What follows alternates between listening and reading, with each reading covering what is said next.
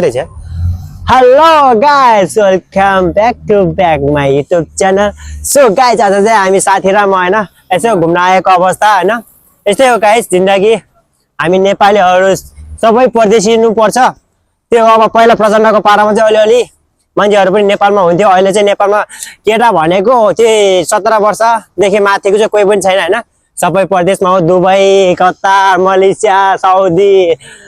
कहाँ कहाँ आफ्नो क्षमताले सक्ने अनुसार होइन त्यो कन्ट्रीहरू छिरिरहेको छ अहिले नेपालमा चाहिँ केटा भनेको सायद मलाई लाग्छ छैन कोही पनि छैन एक दुईजना होला होइन केही अब युट्युबरहरू होइन अब केही अब सामाजिक सञ्जालहरू अब उसले पैसा आइरहेको कुनै त्यो अब शिक्षकहरू होइन अब कुनै त्यही हो अब नेता त्यही अब लुटपाट गर्न सक्ने त्योहरू मात्रै होला नेपालमा होइन हो कि होइन त्यो गाइस छैन नेपालीहरू अब सबै विदेशीको छ अब त्यो अब यता नि बाटोतिर आन्टीहरू छ हाम्रो यस्तो ठाउँहरू छ गाइस यस्तो ठाउँहरू मान्छेको ठाउँमा यस्तो विकास हुन्छ हाम्रो ठाउँमा त अब के गर्नु विकास गर्नु पनि अब युवाहरू पनि यसरी मान्छेको देशमा काम गरिरहेछ भाडा माचिरहेछ त्यही हो नि त अनि एउटा कुरा चाहिँ मैले आचम्म रहेछ पहिला प्रचण्डको पालामा चाहिँ होइन प्रचण्डको पालामा चाहिँ हाम्रो गाउँमा खतरा विकास हुन्थ्यो है विकास पनि हुन्थ्यो अनि त्यस्तो मान्छेहरूको पनि त्यो के अरे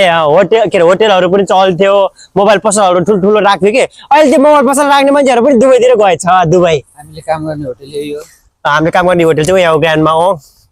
ग्रान्डमा यसमा काम गर्छौँ हामी चाहिँ अनि यता चाहिँ बिल्डिङ हामी सुत्ने बिल्डिङ यो माथि यो बिल्डिङ त्यो माथि हामी सुत्छौँ त्यो बिल्डिङ माथि सुत्छौँ हामी अनि त्यही हो हाम्रो सबै गाउँमा त्यत्रो ठुल्ठुलो अब पसलहरू राखेर होइन यतैबाट जाउँ न पसलहरू राखेर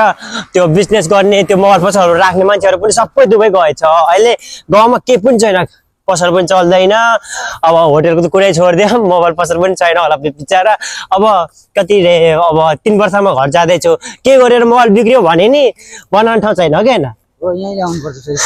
फेरि मैले चाहिँ आउनुपर्छ मोबाइल बनाउनलाई त्यही छ गाह्रो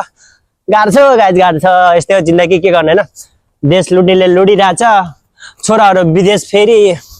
सबै चम्किरहेछ त्यही हो गाइस सबैजना मिलेर